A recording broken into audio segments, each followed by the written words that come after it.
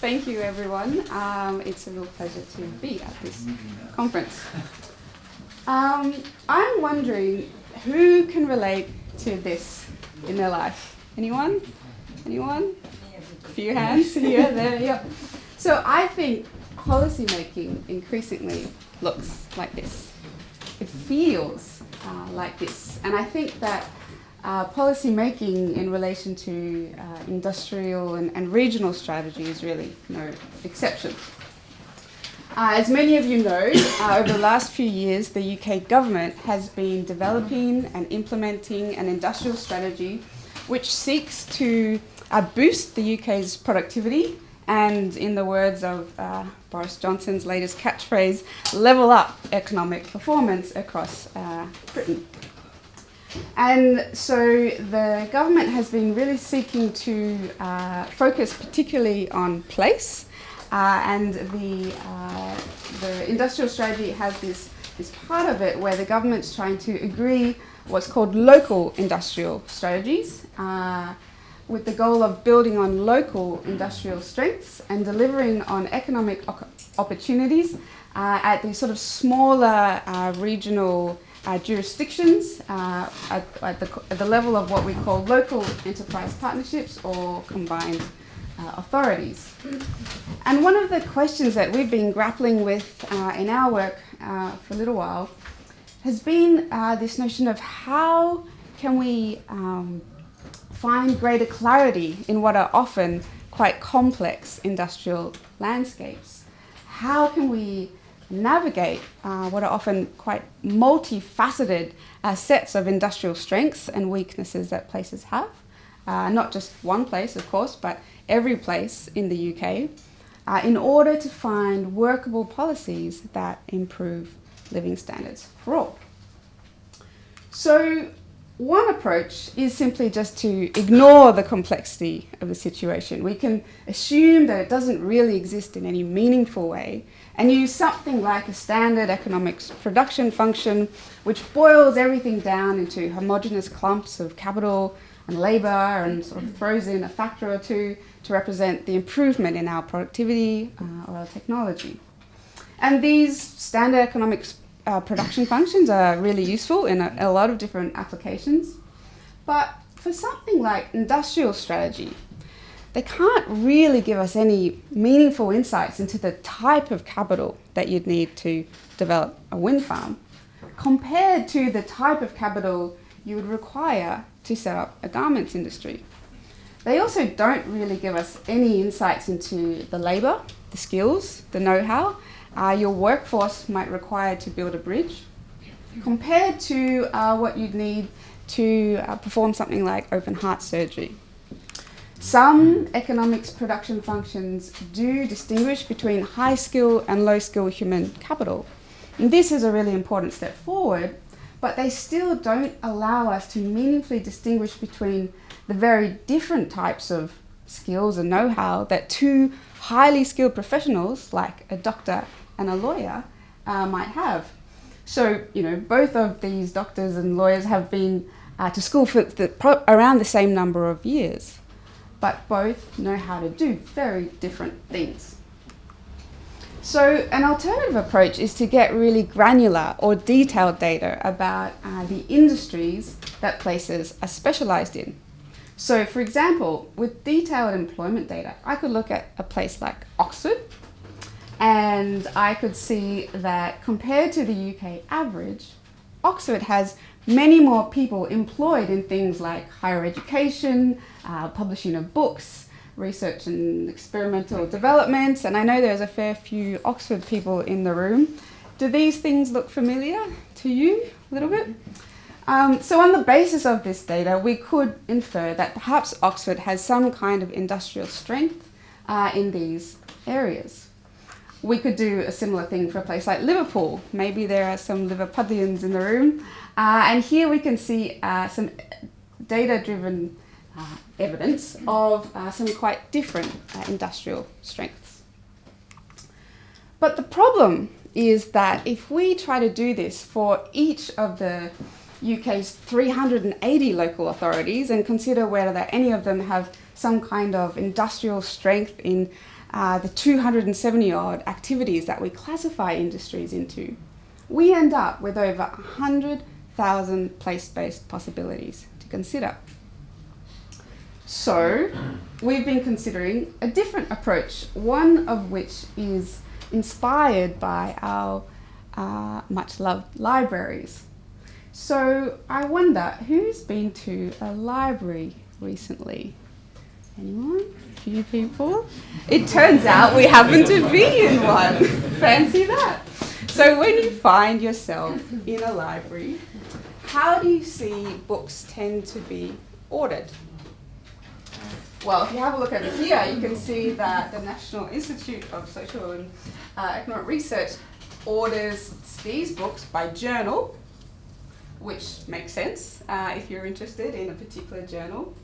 But if you look over here to this sort of quite mumbly-jumbly array of books, there seems to be a different ordering strategy going on. And so if I pick up a book, this one is A Companion to Econometric Analysis of Panel Data, I can see that on the back of it, it has a number. And this number is sort of similar to what many libraries use to classify their books, which is known as the Dewey Decimal System. Now, what the Dewey Decimal System tries to do is place books about similar topics close together in the library shelves so that a person who is interested in a particular topic can sort of minimize the time they spend walking or looking back and forth across library shelves. Now, the nice thing is that we can do a similar thing with our data on places and industries.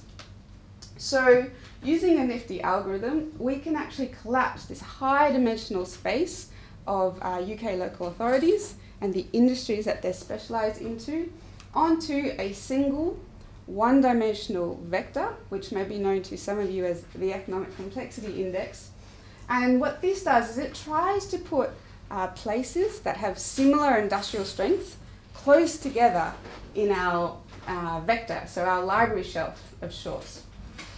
And so when we do this, what we find is that you can see places at one end of our library shelf, places like the City of London, or Westminster, and Camden, and this indicates that they have very similar strengths to each other, but actually maximally different industrial strengths to places at the other end of our library shelf, where we can see places like Falkirk, Sedgemoor, and Dudley. Now, just like the Dewey Decimal System, who remembers these lovely coloured tables laminated to their local libraries back in the day, our algorithm also spits out a similar sort of lookup table, which gives us a rough indication of the types of industries that places along our library shelf tend to be specialised in. So, for example, we can see that places like the City of London or Westminster are more likely to have industrial strengths in things that relate to finance, information and professional activities, whereas places like Falkirk and Sedgemoor and Dudley are more likely to have strengths relating to manufacturing and agricultural activities. But okay, why do we care about this? Why is this a useful exercise for something like industrial or regional strategy? Well, it turns out our library arrangement of these places by their industrial strength is strongly correlated with local authorities' per capita earnings. And it also is significantly predictive of places' future earnings growth, even after we control for things like industrial diversity, urban and rural and regional fixed effects, and so on. So what this suggests is what places specialise in really matters. Places, as we've seen in the data, that tend to be more specialised in things like finance, information and professional scientific activities do tend to have higher per capita income and also higher growth rates than places that are specialised in things like manufacturing and agriculture. We can also look at how our library arrangement of places is distributed across geography. So in this map, what I've done is I've coloured places in accordance with their position on our library shelf. So places at one end of our library shelf tend to have a much darker blue colour, and it becomes lighter as you go across. Now, not surprisingly, you'll see much more of places at one end of our library shelf having a darker colour focused around London and the southeast. But what is perhaps a little bit more interesting is if we zoom in to a place like the Greater Manchester Combined Authority, which encompasses these 10 local authorities. And here, what you can see is you've actually got two local authorities, like the City of Manchester and Wigan, that are actually geographically fairly close to each other, but when you think about their industrial strengths, they're at opposite ends of our library shelf. And what this suggests is perhaps even at these local combined authority levels, our local industrial strategies may in fact be too broad brushed. Because not only do places at either end of our library shelf have different industrial strengths today, they also have different opportunities for future industrial development in the future. So to show you what I mean, let's suppose you're really good at making t-shirts. It would probably be fairly easy for you to transition into making something like blouses or trousers. Why? Well, because they kind of require fairly similar sets of skills, know-how, and equipment. But suppose you wanted to go from your t-shirt shop to making something like solar panels or pharmaceuticals. Well, this would require a much larger leap in all the things you'd have to learn how to do. So one way to bring this intuition to the data is to consider the likelihood that a place is specialised in making trousers, given that it is also specialised in making t-shirts. We can put a number on this and compare it to the likelihood that a place is specialised in pharmaceuticals, given that it is also specialised in t-shirts. And then, given what we know about places' current industrial strengths today, we can use a little bit of maths to figure out the most likely industries it would be able to transition to in the future.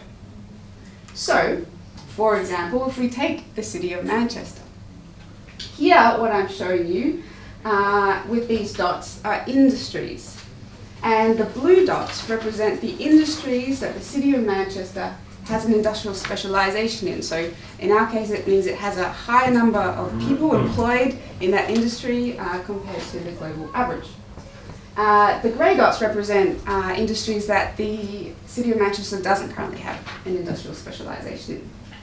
Now on the y-axis, what I'm plotting is each industry's industry kind of classification number in our library system of sorts that I talked about earlier. So industries that relate to things like finance, information and professional activities tend to be further up on our y-axis, and industries that relate to manufacturing, agriculture and so on tend to be further down on our y-axis. On our x-axis, I'm plotting each industry's estimate that we calculated for how difficult it is for the City of Manchester to transition into each industry, given what we know about all the things the City of Manchester is currently specialised in. So things that are easier for the City of Manchester to specialise in are on this side, and things that are a bit more difficult, require a bigger stretch in terms of the things we have to learn how to do are over this side. So we can, from this data, just have a look at some of the industries that the City of Manchester is specialised in. And we can see things like computer programming, software publishing, advertising. But what we're really interested in is thinking about all the things that the City of Manchester could transition to in the future, which are some of these industries. These relate to reinsurance, fund management activities, trusts and other similar financial activities. Now from an industrial policy perspective, we can now ask, why is it that these industries currently don't exist in the city of Manchester? Is there some sort of policy relevant binding constraint that perhaps we could seek to alleviate? Is it something to do with perhaps skill shortages that we could address? Maybe there are issues with the regulatory landscape, or perhaps there's some sort of infrastructure deficiency that is preventing these industries from taking off. And I think answers to these questions do provide us a really useful way to inform some targeted policy measures for a place like the City of Manchester. But let's take a place like Wigan. Here we can create a similar plot and have a look at some of the industries that Wigan currently has industrial strengths in. So we can see things like the manufacture of wearing apparel, textiles, paper, and these sorts of things. But what about industries that Wigan could transition to in the future? Not surprisingly, we also see things like finishing textiles, manufacturing of other textiles, the repair of fabricated metal products, and wholesale activities, and so on. Now, when you compare these two places, it sort of goes without saying that the policies you'd need to open up industrial growth opportunities in Wigan are likely to be fairly different to the types of policies you might be considering targeting a place like the City of Manchester.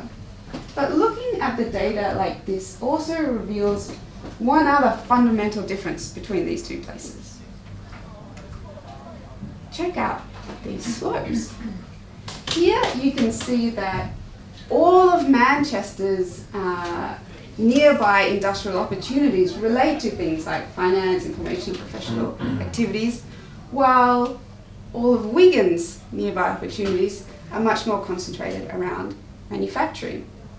And from the perspective of trying to develop cohesive, effective local and industrial strategies on these combined authority levels, this is quite problematic because it means that many of these industries that were associated with higher earnings, as we saw, are actually just so difficult for a place like Wigan to reach.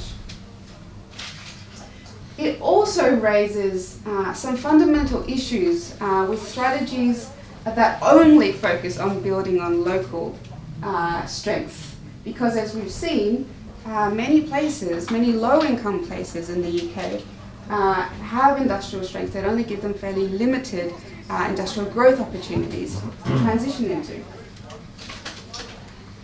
So I'm just going to wrap up with key summary and takeaways. The first is, well, I think it's fair to say that navigating the complexities of the UK industrial landscape can be quite challenging, but I hope I've shown you just a few of the analytical approaches that we've been playing around with that we think does help provide policymakers with some greater clarity and particularly provide some data-driven insights into the types of industrial place-based opportunities existing in each location. We also seen that within fairly proximate geographical zones, quite high heterogeneity in places industrial strengths are present. You know, we saw City of Manchester and Wigan have maximally different industrial strengths. And this suggests that trying to develop local cohesive policies operating on these combined authority levels is likely to be quite challenging. And so it might make sense to, in addition to thinking about groups of places in terms of their geographical proximity, to also thinking about groups of places in terms of their industrial similarity. And I think actually Elsa is going to follow me in talking a lot more about industrial and geographical clusters, so I'll let her say more about that. But just more generally, I think if we can consider these groups of industrial similar places, we may be able to find more transferable policy lessons across groups because we're more likely to compare like with like and find policy learning and experimentation to be more successful. Finally, we also saw that there are many low-income places in the UK, such as Wigan, that have fairly limited industrial strengths at present, and possibly quite limited nearby industrial opportunities that they can transition to, which presents, I think, quite a difficult challenge for trying to level up the UK's economy if we only were to consider policies that relate to building on local industrial strength. And it may be the case that such incremental policies could actually contribute towards greater divergence between richer and poorer places. And with that, I'll close. If you want more details on this, I have a couple of papers, or feel free to ask me questions afterwards.